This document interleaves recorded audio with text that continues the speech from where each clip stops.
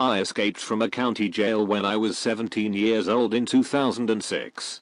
What stories do you rarely tell because nobody will believe you? I took revenge on a rapist by stabbing him in the ear with a Q-tip. He assaulted a friend of mine who repeatedly told him to stop. He touched her, then he pinned her, then he raped her. She hasn't recovered since, and even came to distrust her closest friends. She told me his name, and I hunted him. I learned where he worked, where he lived, his schedule. In between my work shifts I would catch up to him and keep tabs. I did this for 2 weeks. When he got out of work one night, I was waiting. He didn't hear me slip up behind him, and I put the Q-tip into his right ear and slammed it in with my palm. You wouldn't believe the blood. The shrieking. I couldn't move. I just watched him writhing. We were alone. No one was around to help him or catch me. I finally gathered my wits and ran like hell. I burned the clothes, gloves and ski mask I had been wearing. I never made a sound so he couldn't identify my voice, and as much as I thought I was going to drop the one-liner, learn to listen, I held back so he couldn't tell the police any sort of motive. The girl was never questioned and neither was I, and as best I know his hearing is totally destroyed in his right ear. I have no regrets. I also never tell the story. I don't think anyone would believe it, but more importantly, I don't want anyone to know. Nor do I really want to know the consequences of my social status if people did believe it. Back in college, I had to stop seeing a girl because she turned out to be crazy. Seriously crazy. Candy and I went on half a dozen dates, and then I didn't hear from her for a couple of days. She finally showed up at school, and I asked her where she'd been. I threw a guy out the window, she laughs.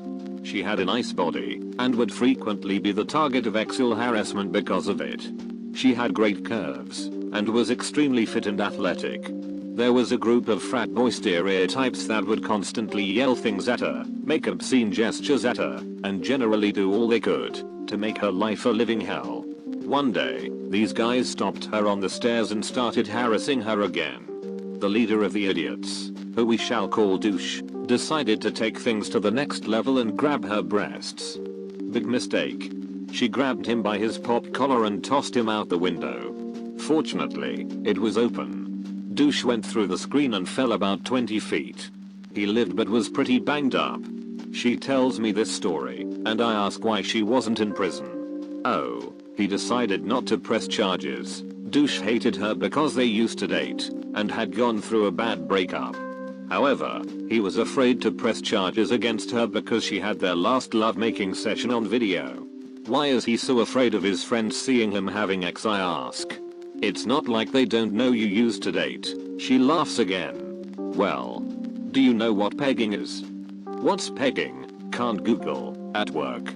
It's where the girl wears a strap-on and smashes the husband's shirt box from behind. I went to college at Belmont University in Nashville from 1999 until 2002. While I was there, I worked for record labels, as did a lot of my friends who were all in the music business program. Well, one buddy worked for a label called Red Hill Records, as an intern gopher indentured servant. So, on occasion we would go to events and meet industry people and artists, as this was a small label. They had an artist that we became friends with named Katie Hudson, who was a singer-songwriter and about 17 years old. We hung out all the time since we were just 18 ourselves and had nothing to do but study and bum around coffee shops. As our friendship developed, my roommate developed a huge crush on her. She never seemed to reciprocate the feelings, so I asked her what was wrong with him, you know, trying to be a good friend, and she revealed that she liked me instead of him. So, since I wanted to be a good friend, I had to turn her down because of his feelings for her. That girl went on to be Katy Perry. I shirt you not. You gave up Katy Perry for friendship? It's like I don't even know my own gender anymore. I was young. Oh, and really stupid. Mostly stupid. God damn it. That my father was arrested for stealing $100K worth of Hershey Kisses, and during his time in jail, I found out that he was not my biological father. My biological father owned a chain of restaurants that I frequented as a kid and teenager. I found this all out a few weeks after my 18th birthday. That must have made for an awkward conversation with the rest of the inmates. What are you in for? Stealing kisses? When I was about 5 years old, I drove from Mass to Virginia with my family. Upon arrival, my legs just wouldn't work. Eventually my parents took me to the hospital. I went through various testing before being diagnosed with a flesh-eating bacteria. They wanted to amputate. Not sure if the procedure was ever scheduled, but my legs healed magically overnight. Turns out my blood sample got contaminated. What really happened was I had sat on my legs the whole car ride there. 15 years later and I've retained all appendages thus far. I'd hope they would. Yeah, no. Test twice before removing your legs. Measure twice. Cut once. When I was 19, some friends and I were visiting New York City. After picking them up from the airport, we decided it would be fun to drive down Broadway at night and see it all lit up. It was fun. We got some good pictures from the car, and around 8:30, we decided to drive home. Going northbound on the West Henry Hudson, we were talking and listening to some Journey, when someone hopped the highway divider and ran right out in front of my car, stopped, and looked right at us. There was no time to stop, no time to swerve, and at 50 miles per hour he came crashing straight through the front windshield, hitting my best friend directly in the face. Immediately, I pulled over and called the police, then went to look to see if there was any slim chance the man might still be alive. I saw his leg, severed roughly 4 to 6 inches above the knee, on the road near where my car had stopped. My friend in the back seat was crying her eyes out, and my buddy was amped on adrenaline and shock in the front seat waiting for the police to arrive and remove him from the car. Walking further back, I saw a bunch of people who had stopped to help, crowded around the man. I saw his head caved in, and a dark pool underneath him before a kind old gentleman turned me away, saying you don't need to see this. In almost no time at all, the fire department was there helping my friend, who had a broken nose and shards of glass embedded in his eyes and face, out of the car. When the ambulance arrived, they tried to put him in with the man I had hit, which made him freak out and refuse, and wait for another ambulance. The cops on the scene took down my story and ran a breathalyzer on me, but I hadn't been drinking. At this time in my life, I didn't drink, then put my friend from the back seat and I in the back of a car to try to calm us down while they waited for the investigators to arrive. I had called my mom, who lived outside the city, to tell her I had been in an accident and that she should come for support. After about an hour, the investigators arrived, took time marking off the scene, and interviewed us again about what had happened. The police were very nice, and all of us were in shock. After interviewing me, I asked the investigator where I could go to the bathroom. He nodded to the trees on the side of the highway, and said to have at it.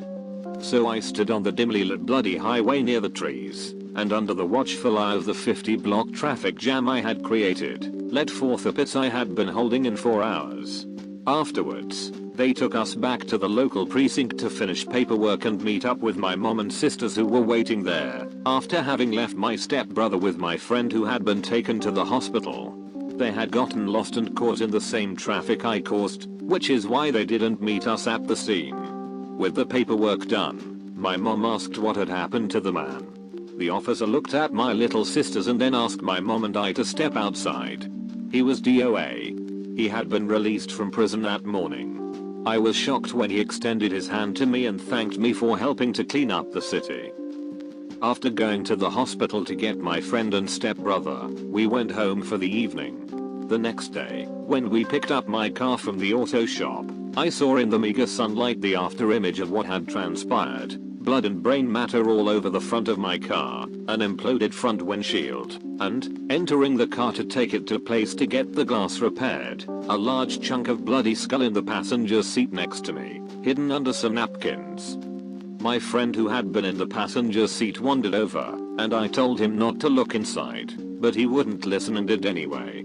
I think that is when the reality of what had happened sunk in for him, because his eyes grew large and he turned around silently to go sit in my mom's car.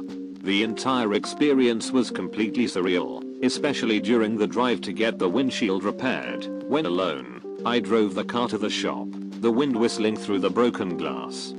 TLDR, Friends and I were visiting New York. Man committed suicide on my best friend's face. I pissed in front of half the city, was thanked by an officer for killing the parolee, and drove a car full of brain matter through the streets the next day.